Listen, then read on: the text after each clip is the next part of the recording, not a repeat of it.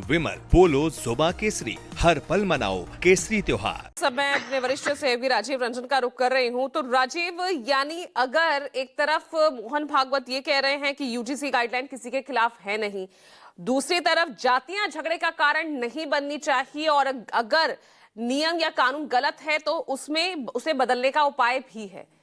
यानी यूजीसी के नए रेगुलेशन से कहीं ना कहीं अगड़ा पिछड़ा हुआ, ये बात रियलाइज की उन्होंने भी, तभी ये बयान सामने आया। देखिए पूजा, संघ प्रमुख की इस बात से एक बात स्पष्ट होती है कि ये यूजीसी के जो रेगुलेशन है वो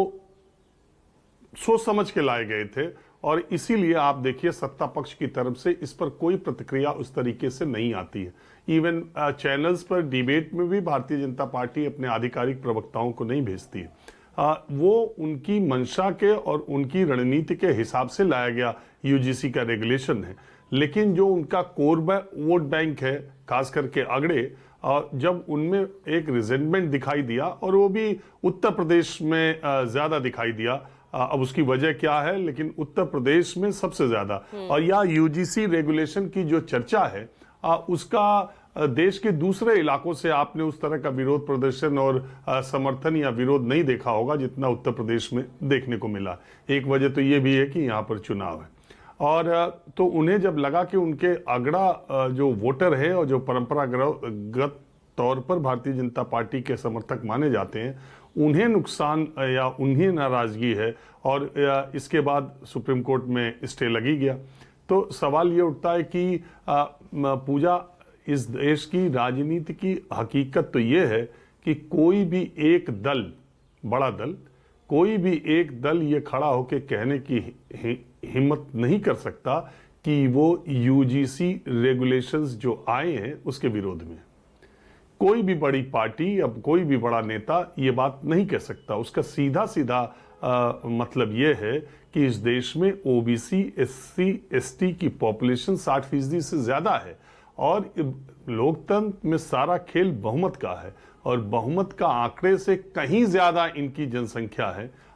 तो इसलिए इनको नाराज करके कोई भारत में राजनीति नहीं कर सकता। पहली बात तो ये है। तो आप जाति, संघ प्रमुख का ये कहना जात है कि जाति नहीं, अगर भारतीय जनता पार्टी को देखा जाए सियासी दृष्टिकोण से, तो जितने जातीय समीकरण उसने फिट किए हैं, और जितने जातियों को साथ ले आके और जातियों के प्रतीकों को तरजीह दे करके, और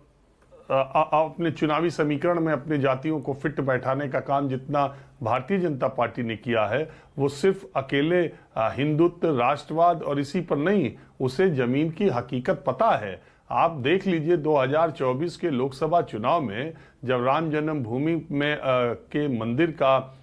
भव्य उद्घाटन हुआ, प्राण प्रतिष्ठा का कार्यक्रम हुआ, आप देख लीजिए उसके बाद उनको जब रियलाइज हो गया कि इससे ही नैया पार नहीं लगेगी, तो 2 दिन के अंदर आपने देखा कि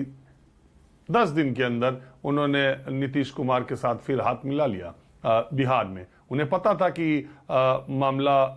राम जन्मभूमि की प्राण प्रतिष्ठा से होने वाला नहीं है, और नतीजा देखा आपने कि अयोध्या के साथ साथ अगल बगल की 7-8 सीटें भारतीय जनता पार्टी हार भी गई। लेकिन उन्होंने समीकरण को समझा और सबसे पहले जयंत चौधरी को लाने का काम किया। उन्हें मालूम था कि पश्चिम में झटका लग सकता है, तो जयंत चौधरी को ले आए। जितनी जातिवादी पार्टियां इस समय उत्तर प्रदेश के भीतर हैं, या जितनी जातिवादी पार्टियां आजकल भारतीय बिहार में हैं, वो सारी पार्टियां एनडीए गठबंधन का सदस्य हैं। तो ऐसा नहीं है, जाति को आप भी मतलब भारतीय जनता पार्टी भी अपनी सहूलियत के हिसाब से, आप देख लीजिए अनुप्रिया पटेल की पार्टी, आप देख लीजिए राजभर की पार्टी, राजभर नामी है, तो ये सारी आप देख लीजिए दारा सिंह चौहान, 50,000 वोटों से जो आदमी चुनाव बाय इलेक्शन हार गया हो, उसे कैबिनेट मंत्री बनाया जाए एमएलसी के रास्ते से बना के, तो ये समीकरण जाति तो वास्तव में जाएगी नहीं। और यूजीसी रेगुलेशन के विरोध में कोई भी बड़ी पार्टी और कोई भी बड़ा आदमी, कोई भी आदमी जो सामाजिक राजनीतिक चिंतन रखता है और उसके हित है, वो इसके विरोध में कोई नहीं खड़ा हो सकता। उसकी मजबूरी है उसका समर्थन करना। ये बात अलग है कि जिस वकील ने खड़े होकर के स्टे लगवाने की सबसे जोरदार बहस की, वो तमाम मंदिर मस्जिद मुकदमों में मंदिर की तरफ से पैरवी करते हैं सुप्रीम कोर्ट में। बिल्कुल, लेकिन अब यहाँ पर उनके बयान का अब क्या अर्थ निकालें सूर्य